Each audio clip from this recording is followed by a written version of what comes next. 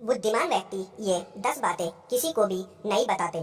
पहला, घर परिवार की बातें। बहुत से ऐसे लोग भी हैं जो अपने घर परिवार की सारी बातें अपने मित्र, रिश्तेदार या किसी परिचित से शेयर करते रहते हैं। ऐसे लोग बाद में पछताते हैं। इससे घर के सदस्यों में आपसी मनमुटाव और अविश्वास की भावना बढ़ती है। घर की बातें घर में ही रखने से जीवन सुखमय बनता है। छोटी मोटी समस्याएं जीवन में चलती रहती है।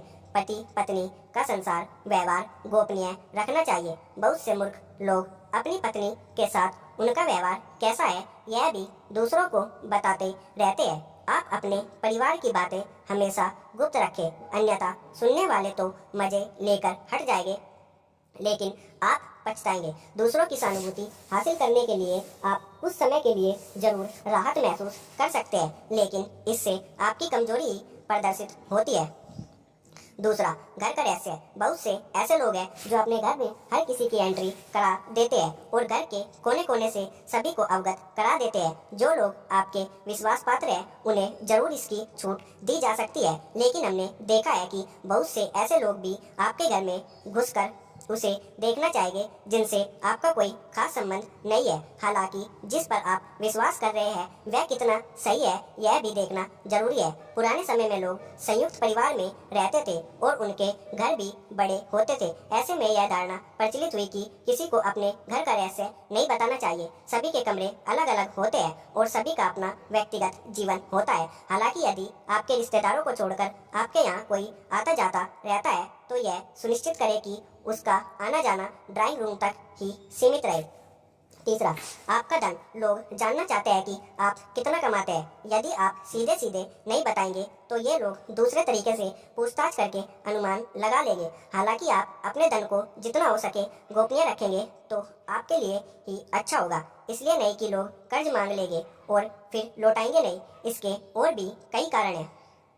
धन को अपने परिचित या रिश्तेदारों से गोपनीय ही रखने की सलाह दी जाती रही है, लेकिन ध्यान रहे अपनी पत्नी से गोपनीय रखेंगे तो आपके लिए वही धन दुखदायक साबित होगा। इसलिए आप इस बारे में अच्छे से सोच विचार कर ले।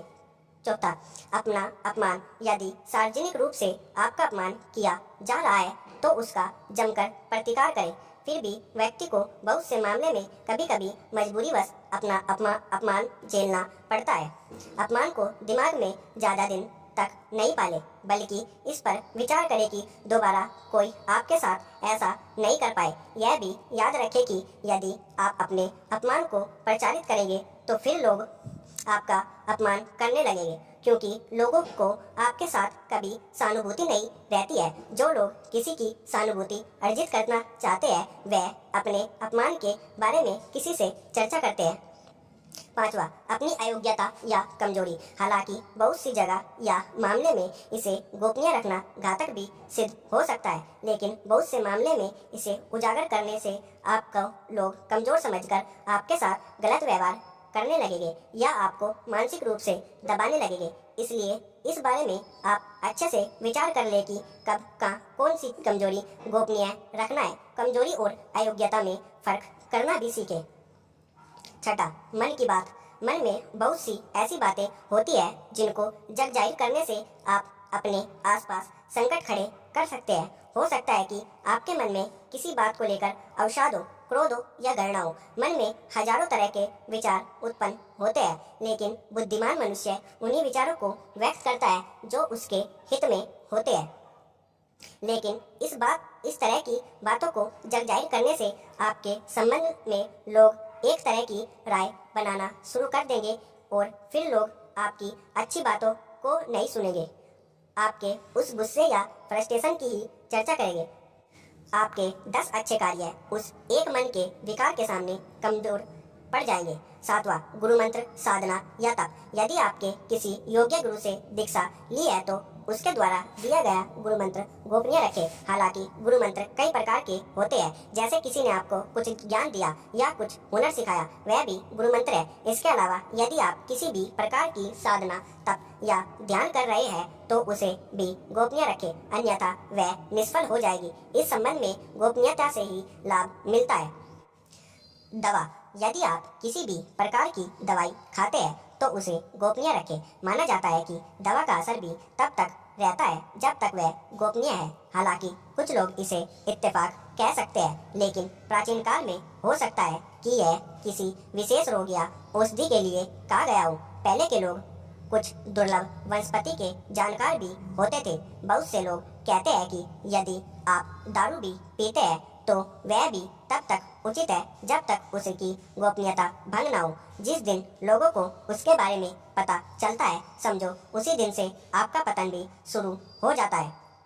9वां, आयु। हालांकि कुछ लोग आपकी आयु जानते हैं और कुछ जानना चाहते हैं, लेकिन यदि आपसे बिना किसी कारण के आयु पूछता है तो उसे कतई न बताएं। लेकिन वर्तमान में यह संभव नहीं है।